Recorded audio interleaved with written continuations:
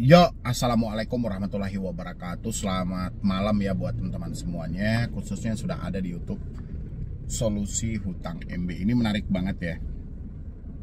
Ada 5 atau 6 orang tadi yang ngechat di Instagram ya. Memang chatannya itu mungkin sekitaran 1 bulan yang lalu, karena saya membalas chat itu kan berurut ya dari bawah ke atas.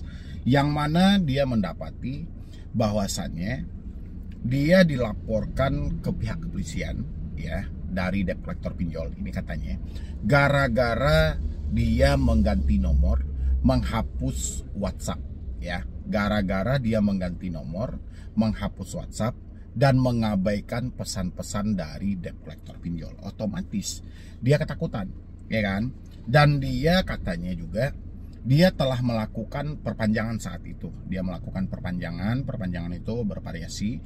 Ada yang nilainya 150.000, ada yang nilainya 350.000, ada juga yang sampai 500.000. Dan untuk memperpanjang tenor selama 1 minggu ke depan atau 3 hari ke depan, dan berbagai macam versi yang lainnya gitu loh.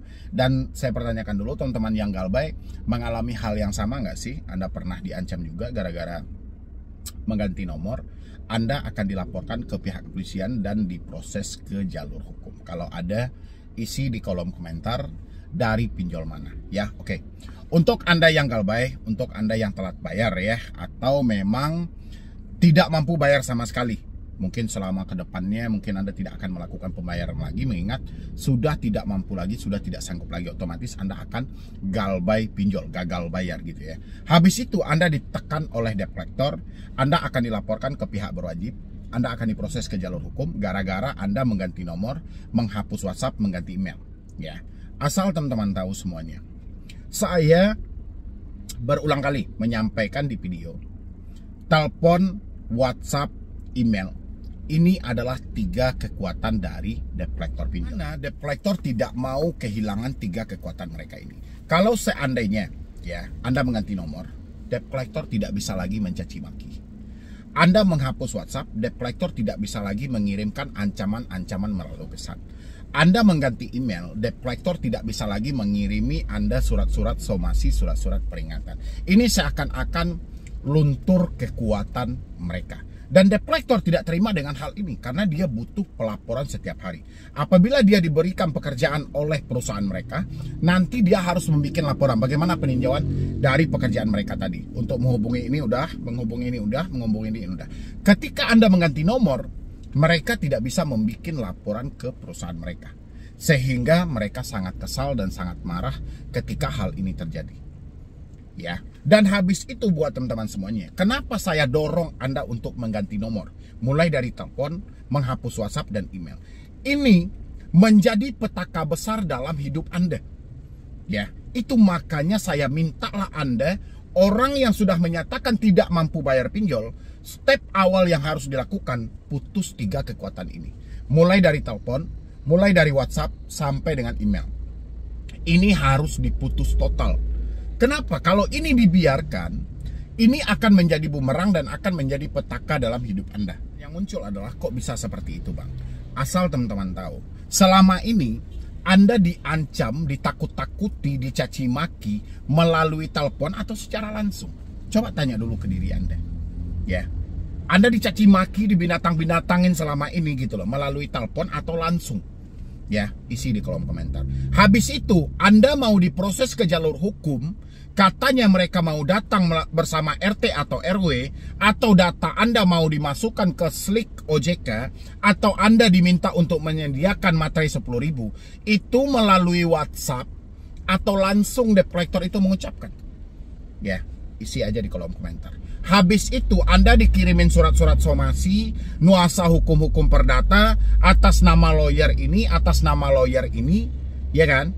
Itu melalui email atau langsung mereka kasih ke tangan Anda. Tanya dulu ke diri teman-teman semuanya gitu loh. Jangan teman-teman hanya mengambil kesimpulan, ganti kartu kita diproses ke jalur hukum Bang, ganti kartu kita mau dipenjara Bang. Jangan. Pemicu dari kita ganti kartu ini penyebabnya apa gitu loh. Teman-teman harus paham dulu, ya kan? Itu menandakan komunikasi yang kita biarkan selama ini untuk debt collector menghubungi kita itu gagal total.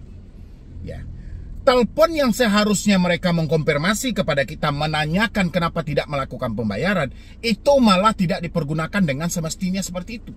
Yang terjadi adalah ketika mereka menelpon, selalu mencaci maki, selalu berucap dengan kata-kata kasar yang tidak mengenakan pada kuping kita. Inilah satu alasan kenapa kita harus memutus komunikasi ini. Ya, habis itu WhatsApp yang seharusnya mereka pergunakan untuk mengingati tagihan atau melakukan penagihan, tapi malah mereka pergunakan untuk mengirim gambar orang sedang dikunjungi, orang sedang dikeroyok, orang sedang dibacok, dan banyak lain sebagainya. Yang mana chat WhatsApp ini selalu mengganggu dan mengepek di dalam pemikiran kita. Benar apa tidak? Ya, begitu juga dengan email. Ya, yang seharusnya mereka pergunakan komunikasi itu, karena ini adalah pinjaman online, mereka manfaatkan sebisa mungkin bagaimana caranya betul itu membayar tanpa harus melakukan penekanan, tanpa harus melakukan caci maki, tanpa harus menggunakan sara dan mempermalukan yang lainnya. Harusnya kan seperti itu. Tapi sama debt collector pinjol, hal itu tidak dilakukan. Justru melalui telepon mereka caci maki, melalui WhatsApp ditakut-takuti, melalui email Anda diancam-ancam. Ini adalah alasan kenapa Anda harus memutus komunikasi itu. Ya, paham ya buat teman-teman semuanya. Tapi kenapa bang, debt collectornya begitu kesal? Ya pasti kesal. Karena mereka tidak mampu menjangkau Anda yang ada di daerah. Tidak semua daerah yang mampu mereka jangkau, makanya mereka manfaatkanlah sarana komunikasi ini. Telepon inilah yang mereka manfaatkan untuk menakut-nakuti Anda, supaya Anda merasa tidak tenang, supaya Anda merasa terancam, supaya Anda merasa ketakutan. Makanya Anda ditelepon setiap saat dengan nomor-nomor yang gonta-ganti.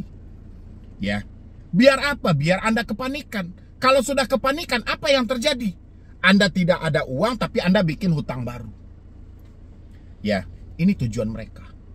Melalui telepon. Kalau disamperin Anda ke rumah, nggak sanggup mereka, nggak terjangkau oleh mereka, digunakanlah sarana komunikasi ini, telepon. Ya, itulah makanya kenapa kalau Anda mengganti nomor telepon, debt collector sangat kesal. Karena debt collector tidak bisa lagi melancarkan aksi dia untuk memberikan tekanan kepada diri Anda. Begitu juga dengan WhatsApp. Ya, WhatsApp juga seperti itu. WhatsApp dipergunakan yang seharusnya menagih dengan cara normal sesuai dengan SOP yang ada, malah WhatsApp digunakan seseram mungkin. Orang kecelakaan dikirim sama kita, orang dikeroyok dikirim sama kita, orang entah dari apa-apa yang begitu sangar dikirim sama kita. Padahal yang mengirim, ya, bocah kecil aja gitu. Orang yang pendidikannya sangat minim, tapi bacot dia sangat dibutuhkan oleh pihak pinjol untuk diadu dombakan. Ya, ini juga pemicu. Habis itu email. 3 hal inilah yang memicu kepanikan dalam diri Anda. Bagaimana mungkin hal ini tidak Anda putus? Ya, kepanikan ini, sumber ini. Dan ini juga lah yang menjadi kekuatan oleh si pinjol itu. Pinjol kenapa dia melakukan pengancaman, berani mengancam, berani mencaci maki, karena dia tidak ada di hadapan Anda. Dan Anda tidak tahu siapa orang yang melakukan pengancaman itu. Makanya mereka berani melakukan pengancaman terhadap Anda. Dia tidak menyebutkan nama aplikasi, tidak jelas nama orangnya, tidak jelas dari mananya, mereka berani mencaci maki. Kalau seandainya mereka jujur, terang-terangan, sebut nama aplikasi, siapa nama debt collectornya, tidak akan berani mereka melakukan hal seperti itu. Makanya pentinglah kita mengganti nomor ini. Ya. Jadi kalau debt collector tidak terima, ya itu urusan mereka, bukan masalah Anda. Ketika Anda sudah mengganti nomor, itu debt collector akan bermasalah dengan perusahaan mereka. Ya kan? Apa gunanya debt collector lagi? Sementara mereka tidak bisa melakukan penagihan terhadap nasabah-nasabah yang macet bayar ini. Tidak ada laporan yang pasti kepada pihak pinjol. Itulah makanya pihak pinjol cukup kesal, cukup marah, sehingga debt collectornya diganti. Dan debt collector pun juga tidak terima Anda hilangkan pekerjaan dia gara-gara Anda mengganti nomor. Itu alasan sebenarnya. Jadi proses hukum penjara gara-gara ganti nomor itu bullshit. Kalau Anda tidak percaya, nanti pasti debt collectornya marah. Anda baca di kolom komentar, pasti akan ada debt collector yang tidak terima dengan video ini. Ya, Anda lihat aja nanti akan bermacam-macam versi mereka. Itu adalah debt collector. Jadi Anda tak perlu hiraukan hal-hal yang seperti itu. Ya, itu ya buat teman-teman semuanya. Jangan ada lagi yang bertanya ganti nomor di penjara, hapus WA di penjara, hapus email juga di penjara, atau ganti nomor, hapus WA, hapus email, malah berdampak kepada penyebaran data, berdampak kepada kontak darurat. Sebenarnya nggak ada hubungannya. Ya, kontak darurat, kontak-kontak di telepon orang sekitar kita itu adalah kekuatan juga bagi si debt collector. Debt collector bisa memunculkan debt collector tambahan melalui orang sekitar kita tadi. Ya, itu poinnya buat teman-teman semuanya. Jadi jangan ada lagi Anda yang misalnya kecemasan tadi seperti yang bertanya sama saya ya, Bang, saya mau dilaporkan Bang, ini sudah ada surat laporan. Itu palsu semua itu. Ya, surat laporan polisi, surat gugatan pengadilan, itu palsu semua. Nggak usah terlalu Anda hiraukan gitu loh. Jangankan hal-hal itu, ID card aja, ID card yang dibawa oleh debt collector itu bisa aja dipalsukan gitu loh. Ya nggak sih? Cuman diedit-edit kayak gitu aja gitu loh. Yang penting nggak usah baper lah. Sekarang teman-teman lebih baik fokus aja bagaimana bisa memperbaiki diri kita untuk kedepannya, supaya hidup kita ini bisa berubah dan kita bisa memperbaiki hidup kita yang sudah hancur-hancuran gara-gara pinjaman online.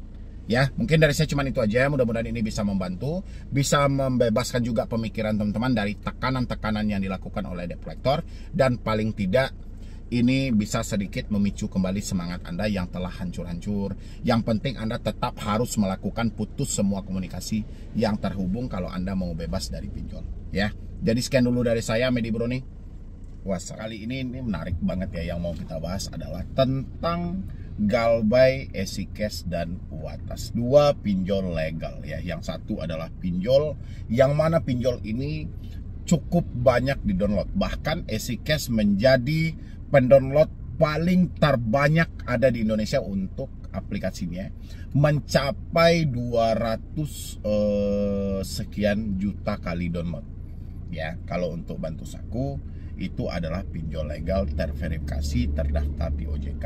Dan banyak banget orang-orang yang mengalami telat bayar, tidak mampu bayar, ada di dua aplikasi ini. Dan ada juga sebagian menemukan beberapa kejanggalan yang dilakukan oleh debt collector mereka, yang mana terkadang debt collector banyak juga yang melakukan penyimpangan dari aturan-aturan yang ada. Oke, kita tidak membahas soal penyimpangan debt collector, tapi kita akan membahas lebih detail lagi soal ketakutan yang dialami oleh mereka yang mengalami telat bayar atau tidak mampu bayar di EasyCash dan Bantu Saku ya.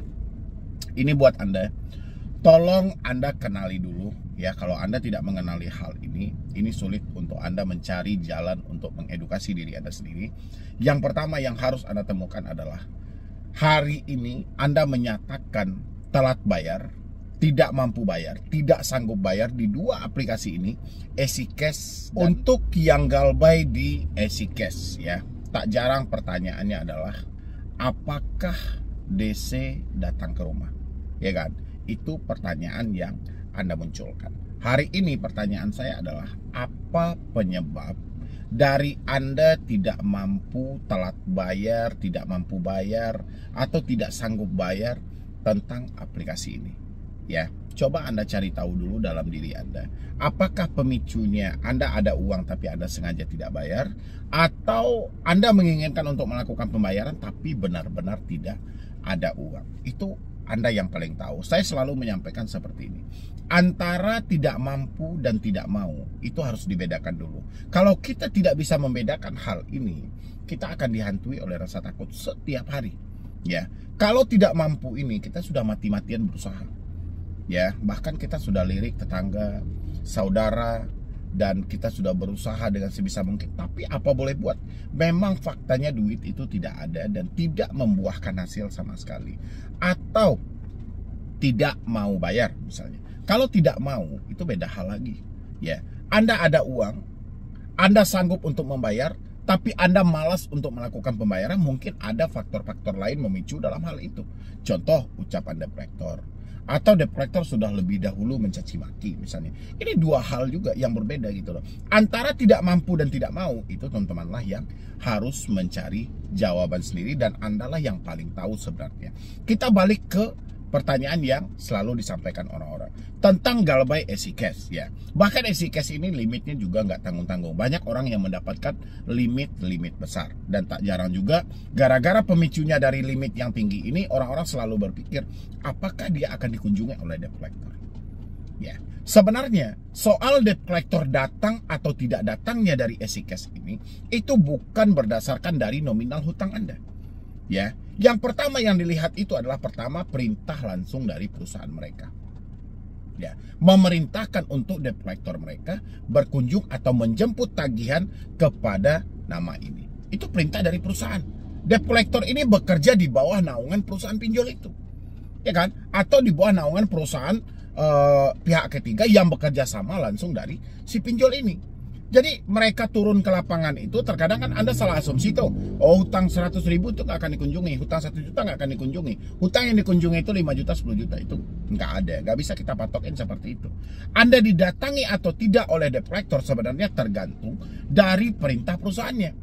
Kalau debt collector sudah diperintahkan oleh perusahaan, dia akan langsung berkunjung. Tapi yang terjadi sampai detik ini, EasyCash itu untuk sekelas EasyCash sendiri itu belum ada yang saya dengar laporannya mereka didatangi langsung oleh petugas lapangan ya.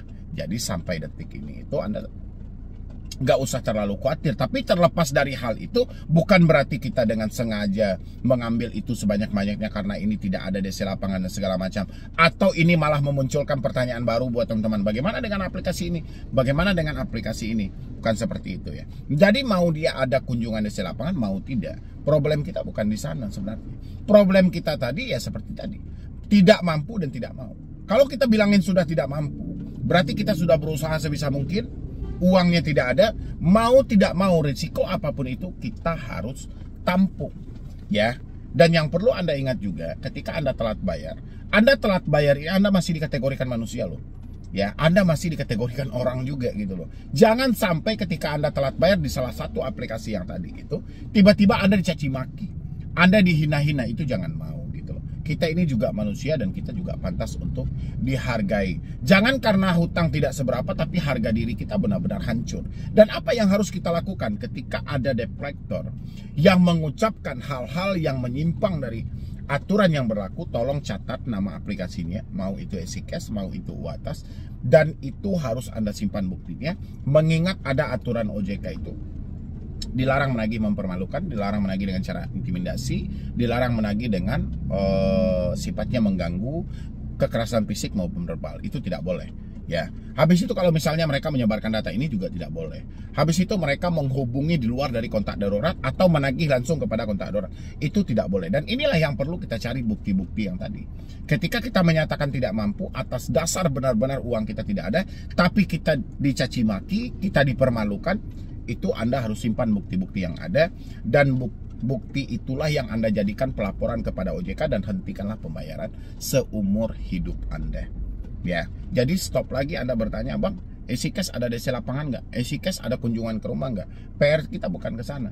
Kalau memang Anda sudah tidak mampu bayar karena faktor pemicunya dari uang tadi, Anda harus mempersiapkan diri untuk menerima segala risiko apapun itu. Terlepas mereka mau berkunjung atau tidak mau berkunjungnya, itu bukan urusan kita. Urusan kita adalah hari ini bagaimana caranya kita tidak kepanikan, kita tidak stres. Habis itu hidup kita yang hari ini sudah tidak ada apa-apa lagi, bahkan untuk makan aja udah susah, tapi kita masih bisa memenuhi kebutuhan hidup. Itu PR kita paling utama ya. Bukan berarti kita memikirkan kinerja debt collector. Dan satu hal lagi juga, orang yang selalu berpikir apakah DC datang ke rumah, apakah ini ada kunjungan, problem Anda hanya satu, jujur dan terbuka sama keluarga. Dengan Anda jujur dan terbuka sama keluarga, insya Allah bisa menyelamatkan Anda dari tekanan satu pertanyaan tadi, kapan DC datang ke rumah, daerah mana yang akan dikunjungi, atau ada petugas lapangan atau tidak. Coba Anda cari momen-momen tertentu untuk jujur dan terbuka ya. Tapi ingat, aplikasi melakukan pelanggaran, debt collector melakukan pelanggaran yang dilarang ya, itu Anda tolong hentikan semua pembayarannya. Tidak penting mau mereka menjadi aplikasi paling terbanyak di download, mau menjadi aplikasi terbesar, kita tidak penting. Kalau mereka melanggar SOP yang ada, Anda harus bangkit dari hal itu dan Anda hentikan semua pembayaran yang ada. Oke. Habis itu kita masuk kepada UATAS. Seperti yang saya sampaikan tadi, UATAS adalah pinjol legal yang terverifikasi. Jadi nggak ada ceritanya UATAS dimasukkan ke dalam pinjol semi legal. Bahasa-bahasa semi legal seperti itu hanyalah bahasa perampok online. Yang mana perampok online ini tujuannya adalah ingin mengelabui orang-orang yang baru telat bayar. Apalagi Anda yang mengalami ketakutan karena dikunjungi DC misalnya gitu kan, atau mengalami ketakutan karena Anda tidak mau data Anda disebar misalnya. Anda akan dimanfaatkan oleh perampok online ini, data Anda akan dipergunakan untuk meminjam di aplikasi pinjol legal lainnya. Tapi dengan dalih mereka pakailah bahasa pinjol legal itu dengan sebutan semi legal. Sebenarnya pinjol semi legal itu tidak ada.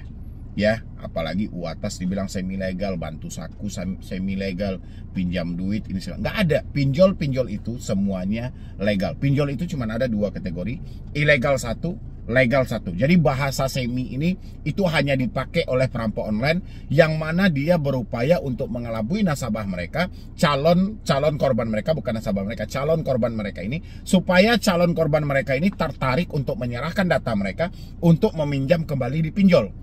Ya, begitu dana cair hasil peminjaman ini, hasilnya dibagi dengan mereka, 40 sama mereka, 60 sama Anda. Tapi menggunakan data Anda, makanya Anda dikelabuilah dengan bahasa semi legal. Ya, ingat UATAS itu adalah pinjol legal dan resmi. Oke, kembali lagi ke pembahasan. Memang banyak juga laporan yang disampaikan oleh teman-teman tentang salah satu aplikasi ini. Ya kan, banyak yang mencaci maki, ada juga yang melakukan yang menghina juga, mengintimidasi juga, tapi tak jarang mereka tidak menyebutkan nama aplikasi. Yang sulitnya di sini, mereka tidak menyebutkan nama aplikasi, baik itu pinjol yang saya sampaikan tadi, EasyCash ataupun UATAS. Terkadang orang-orang itu hanya banyak berasumsi, bang ini dari EasyCash bang, karena mengingat dia galbainya cuma di EasyCash. Atau dia bilang, bang ini dari UATAS bang, mengingat dia hanya galbainya di UATAS. Makanya orang berasumsi situ. Habis itu saya bilangin, mana buktinya? Saya lihat, ternyata memang tidak menyebutkan nama aplikasi juga. Tapi ya meskipun tidak menyebutkan nama aplikasi, kan Anda sudah tahu itu ya, itu dari salah satu pinjol yang Anda galbay. Tapi ketika laporan itu Anda laporkan kepada OJK, OJK akan menolak mentah itu. Karena bagi OJK, pinjol itu kalau tidak menyebutkan nama aplikasi itu adalah ilegal. Ya, yang menagih Anda. Jadi begitu juga dengan teman-teman semuanya. Anda yang selalu mendapatkan ancaman, ada kunjungan ke rumah, ada penyebaran data, misalnya ada dia mencaci maki dan menghina, tapi tidak menyebutkan nama aplikasi, Anda anggap aja itu ilegal. Nggak perlu juga Anda berasumsi, oh ini dari pinjol ini dari pinjol ini. Nggak perlu juga baper-baperan. Ya, mereka tidak akan berkunjung juga itu. Kalau mereka sudah mencaci maki, sudah menghina-hina seperti itu, mereka tidak akan mungkin berkunjung. Ya, karena sangat membahayakan diri dari si debt collector-nya. Dan apa yang harus kita lakukan bang kalau seandainya nanti mereka masih melakukan hal yang sama? PR Anda cuma satu, bagaimana Anda membuktikan kalau ancaman yang dikirim kepada Anda itu benar dari salah satu aplikasi yang Anda duga tadi. Kalau Anda sudah bisa membuktikan hal itu, sama seperti yang saya sampaikan tadi, ya kan? Anda simpanlah bukti yang ada, hentikanlah semua pembayaran. Anda nggak usah khawatir soal kunjungan-kunjungan dari debt collector. Sejauh ini kunjungannya itu belum ada juga. Ya, tapi terlepas ada atau tidaknya kunjungan mereka sampai ke lapangan itu nggak usah Anda jadikan patokan. Ya, ini hanya Anda jadikan sebagai referensi supaya Anda tidak ketakutan lagi. Anda tetap beraktivitas seperti biasa, tetap bekerja, tetap berusaha kumpulkan uang Anda. Kalau memang sudah terkumpul, Anda bisa negosiasi pokok yang Anda terima kepada pihak aplikasi. Itu pun kalau mereka mau. Kalau mereka tidak mau, yang penting Anda sudah menunjukkan itikat baik Anda. Terserah mereka mau menerima atau tidak. Ya, jadi buat teman-teman semuanya yang bertanya soal EasyCash tadi, habis itu soal UATAS, jangan ada ketakutan lagi, jangan ada kecemasan lagi. Yang paling terpenting adalah untuk mengatasi supaya jangan ada lagi pertanyaan apakah ada DC atau tidak. Jujur dan terbuka itu menyelamatkan Anda. Ya, mungkin dari saya cuma itu aja dulu. Nanti kita lanjutkan untuk video yang habis maghrib. Jadi sekian dulu dari saya, Medi Browning. Wassalam.